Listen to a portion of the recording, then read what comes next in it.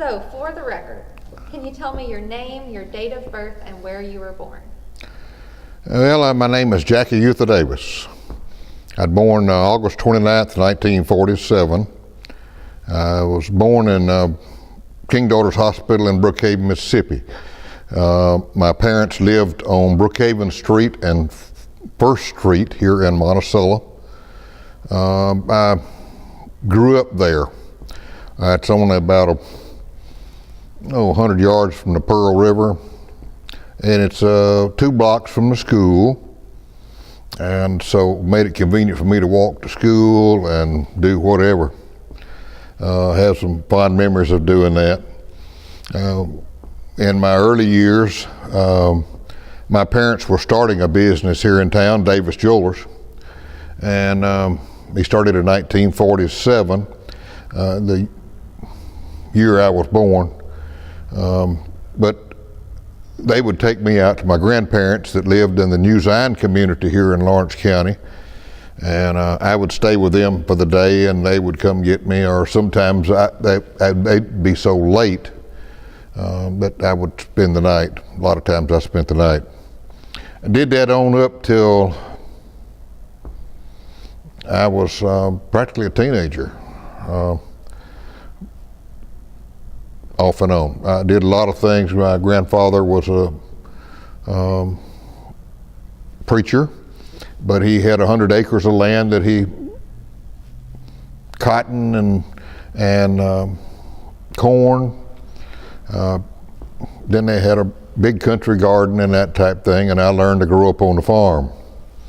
The first time I remember walking behind I saw Grandpa plowing in the field, and I kept after him, letting me do it. And so he let me do it all right. He got me over close to the woods, over close enough that when I went down through there, it caught a root and kicked the thing in my side, and I was ready for him to take it, and he made me go on with it. And I remember when I got down to the end of the row, I looked back, and it looked like a snake had been going down through there. It looked like it was crazy looking. My grandfather was a unique person. He pastored numerous churches in Lawrence, New Zion Baptist Church, New Hope Baptist Church, I think Carmel Baptist Church. I know he pastored at Pearl Valley. When you go up Highway 27, you pass a sign that says Pearl Valley.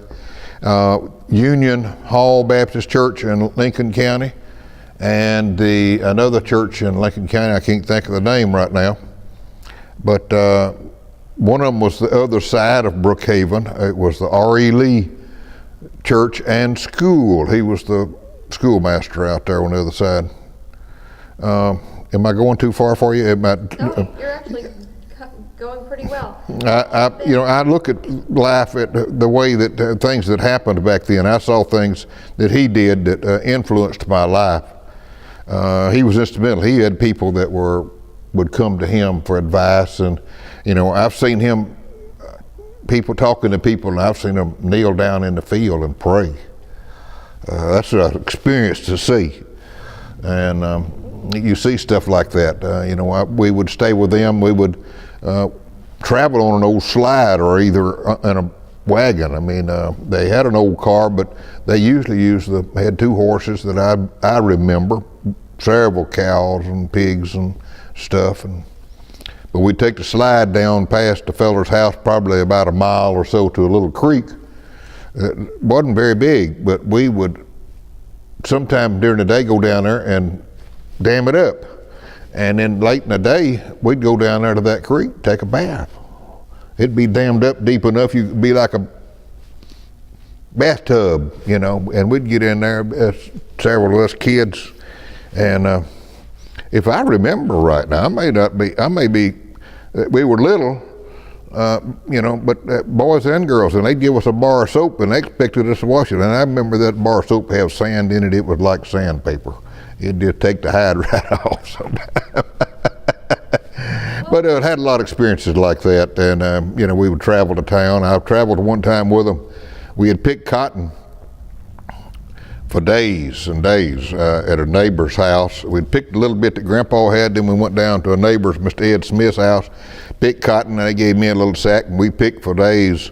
I remember, it's back-breaking work, and it makes your fingers bleed and all this kind of stuff, and they had a wagon load. And so they had a team of horses, and they took those wagons to town, brought them up here to, if I remember right, Mr. Tommy Clay had a gin that was right up here where the old Texaco station is right now. And anyway, we sit for half the night waiting to have the cotton ginned, and that was an amazing thing. What were some of the foods you remember from your childhood? Do I? What were some of the foods you remember from your childhood? Oh my goodness. Well, of course, Grandma, I remember a lot of the stuff that Grandma cooked was fresh vegetables out of the garden. My favorite with her was she had peas of some kind of field peas or Crowder peas or something like that, and she'd make they would have corn that they would grind and make cornmeal, or they would have it ground I don't know how they would do it, but different types of processes they would use. But I remember her making cornbread, and then the peas, and I called them peas and cornbread, and whatever other vegetables they had that would be fresh, whether it be sweet corn or okra or whatever it was that I enjoyed myself. They had, meat was not, when they had a big kill for a hog or a cow or something, the community would share it, because they didn't have a way and means usually to take care of it. Now, Grandma had an old barrel that was sitting in a room beside it, and she kept her flour barrel and her cornmeal barrel. Then she had a meat barrel, and that meat barrel was salted. They had a layer, and they did salt and layer of meat and salt and layer of meat, and that they would get it out and wash the salt and all off of it and then cook it. And she also had a smokehouse, and a lot of mornings that I would spend with them, she would send me out with a butcher knife and cut off a chunk of bacon or a chunk of sausage, and that's what she would cook.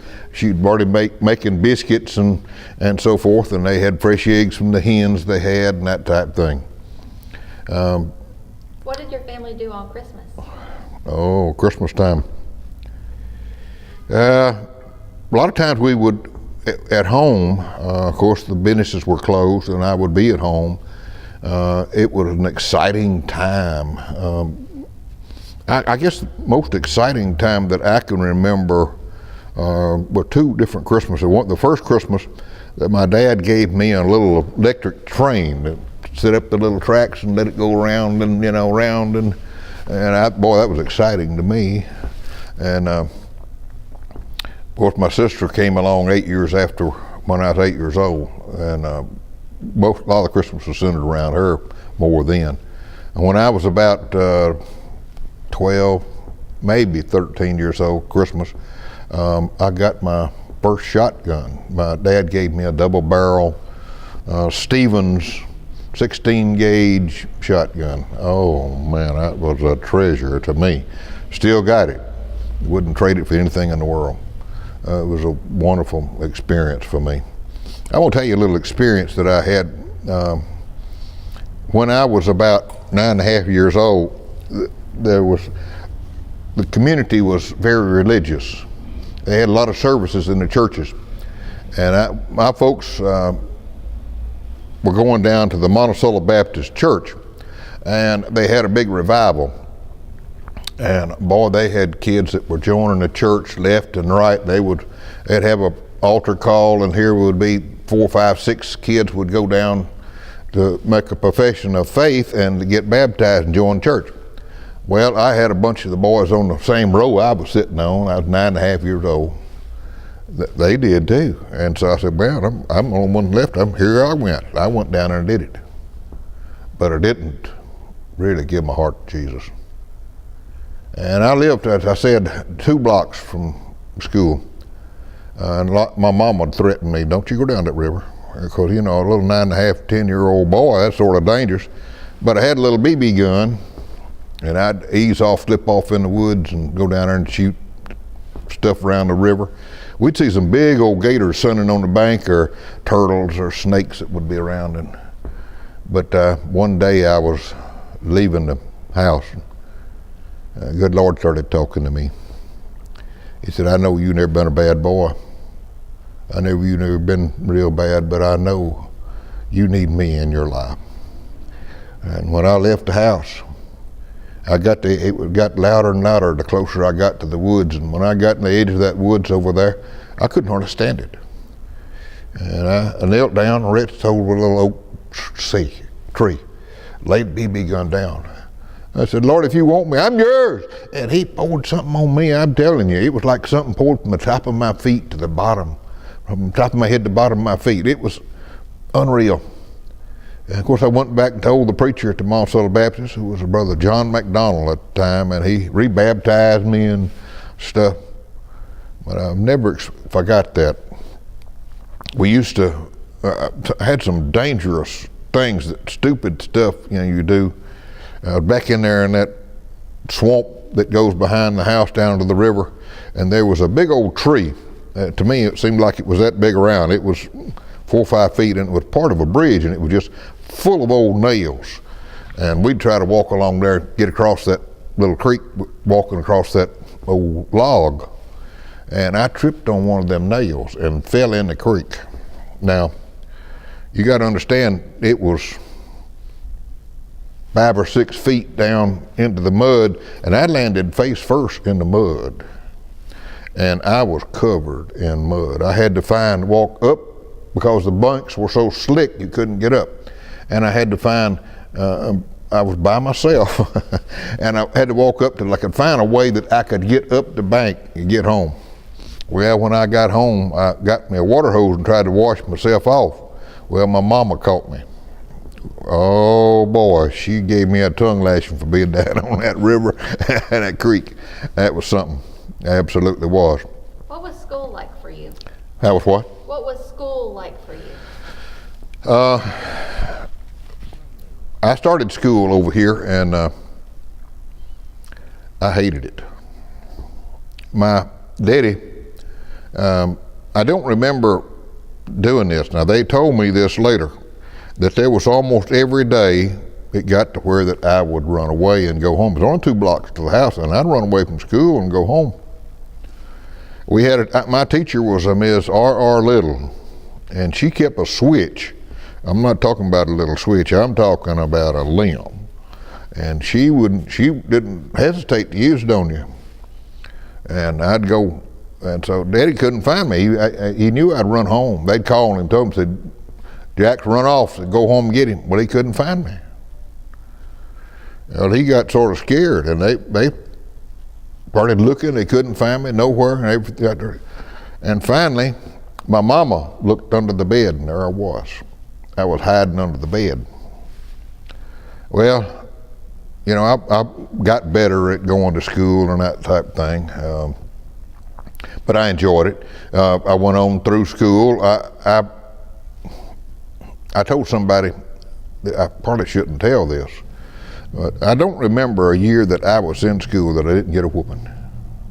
And I'm talking about a whooping. When I was in the 7th grade, right down here in the corner classroom, Mr. Hamlin was Mr. Nobles was my teacher. He was assistant principal, and he was called away, and something in the office irritated him enough that when he came back into class, several of us boys was arm wrestling and cutting up, and me and my buddy got caught. And so he called us across the room, over here to the book room, we called it, and he had a board in there. It was a board, had holes in it. And my buddy got whooped on his billfold, but I didn't. That night, when I went to take a bath, now I see, 7th grade, I wasn't but 13, 14 years old. And so my mama found my underwear and they were bloody. He had whooped me till I bled. And so when my daddy found that, he went to get him.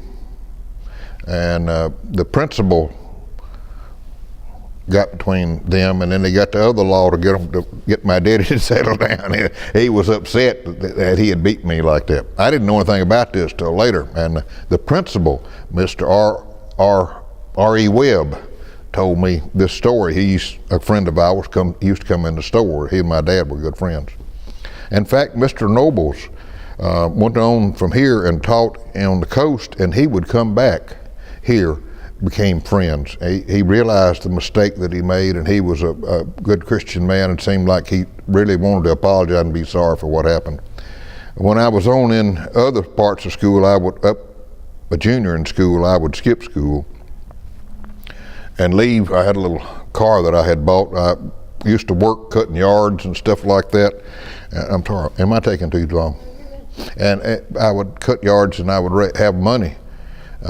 It wasn't $2, $3, $4, $5 is what I would get for cutting some lady's yard, and I saved enough money to buy me a car, a little Ford 1960 light blue Ford Falcon, and it cost me $500 from Mr. Buffkin that had a Ford place right over here, and I would skip school and I put my fishing rod in the turtle hull and trunk, and I would slip off somewhere and fish for the afternoon.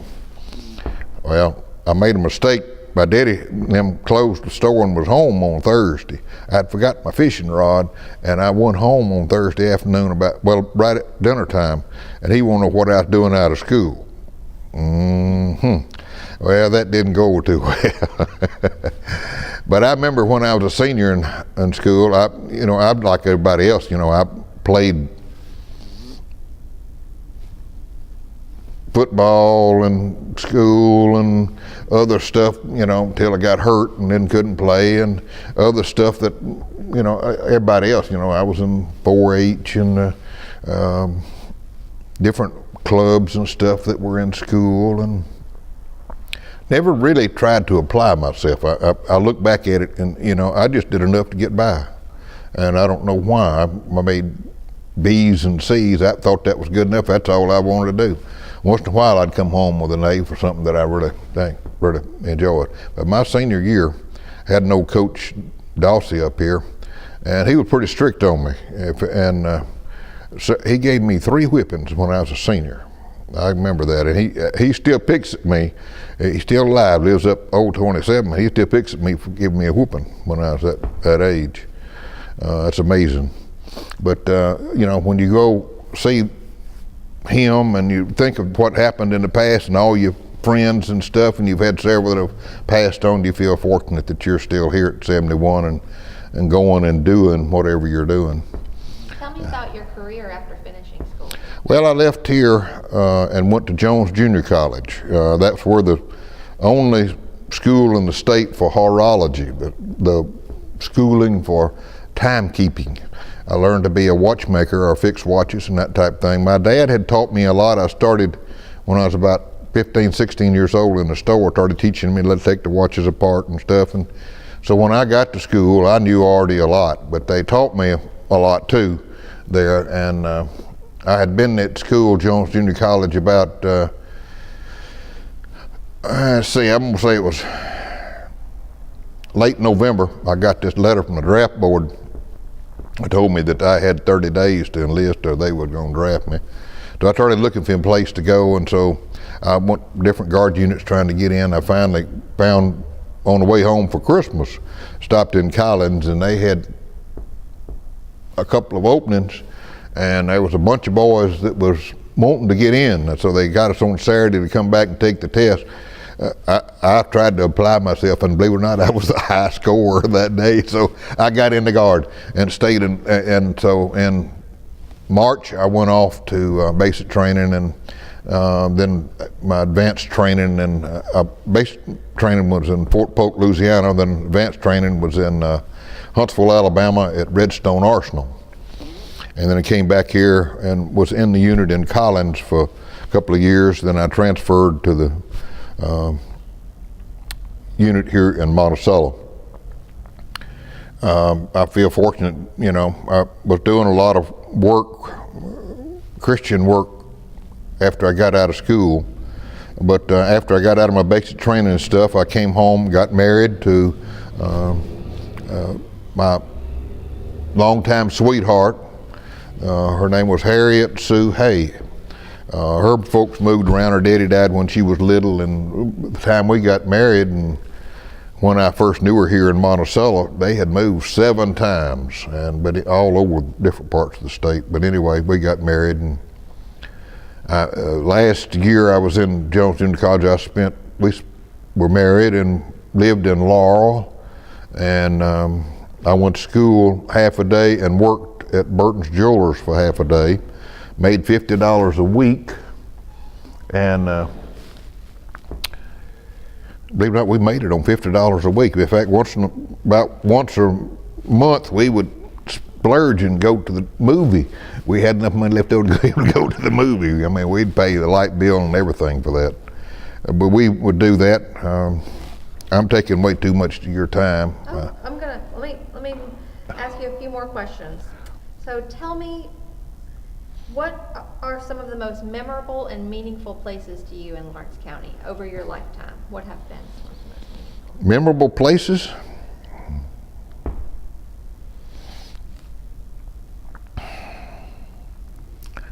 Well, let's see. I spent a lot of time when I was a teenager at a place called the Light Plant.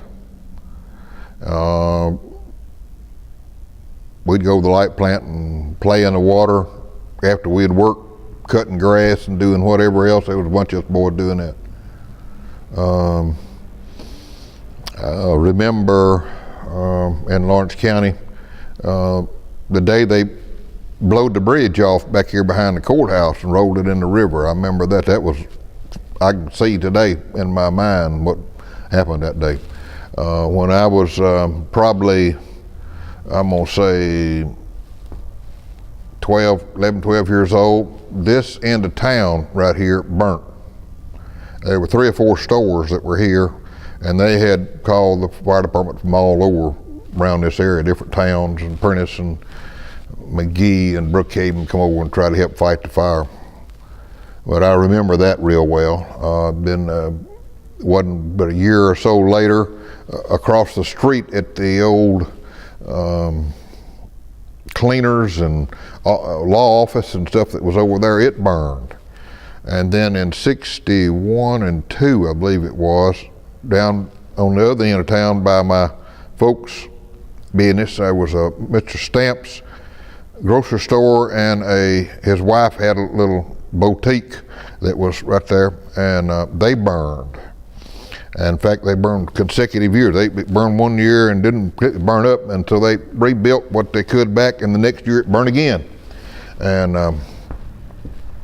I remember that real well. An incident that happened in town here, we were riding our bicycles one time, we heard these sirens coming. And we wondered what in the world. And so we rode, a bunch of us boys rode down here from this direction down here, and they stopped here at the school and was watching. And there was this car, black Ford. It come through town, I mean, it was just flying right on through. And never slowed down. Well, in a minute here come the sheriff behind him, and several law cars. They were right behind him, probably 100 yards or so.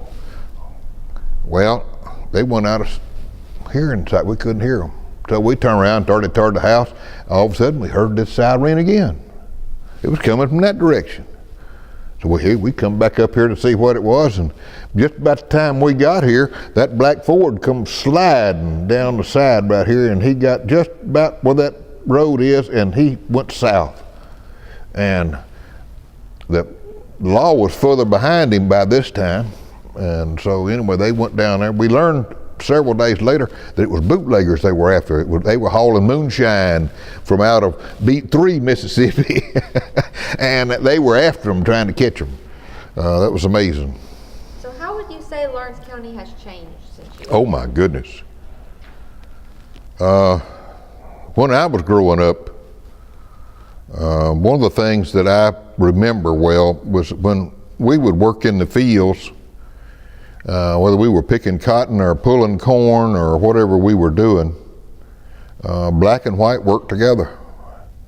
I remember we'd go to, I had an uncle that had a little store called Butler's grocery store out about halfway between here and Brookhaven. And they would be people in there buying groceries, and my aunt made hamburgers and stuff that was in there. And by the way, they were wonderful. But anyway, I don't remember there being a lot of, I'm sure there probably was because I was young, I don't remember a lot of prejudice and a lot of hard feelings and things. I didn't see that till I got out of high school, and I didn't see it here. I don't know where it came from. If it was here in this community, I didn't see it. It wasn't something that I grew up around. Everybody, I know my folks try to treat everybody the same, treat them good, as a Christian should supposed to treat each other. But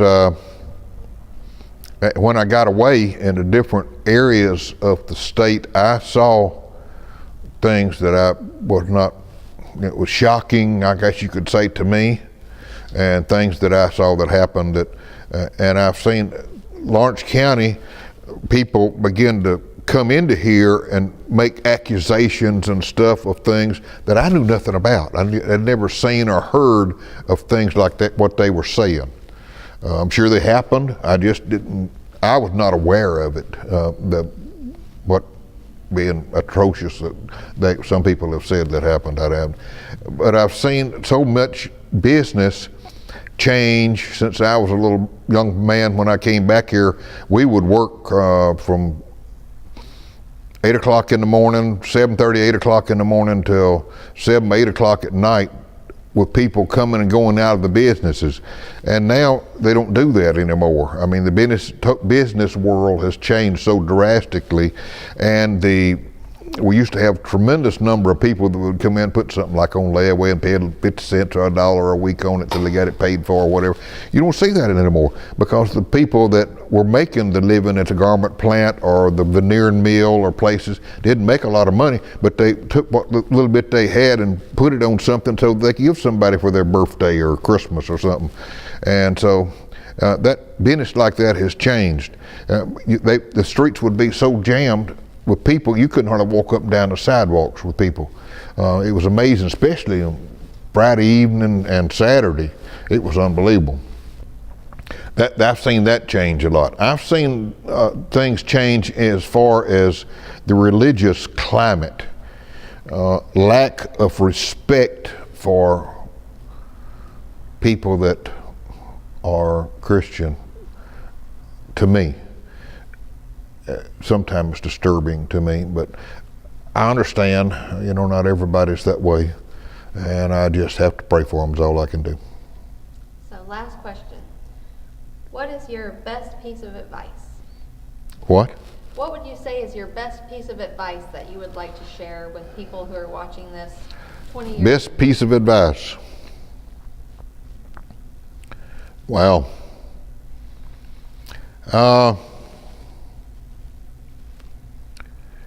the best advice I could give you would be make peace with God before anything. And then try to make peace with yourself, that you may be able to be at peace with others about you. Many people carry a lot of grudges and hate and mistrust. It's disturbing sometimes. I think a lot of the problems we have is lack of Jesus in people's heart. It made enough difference to me.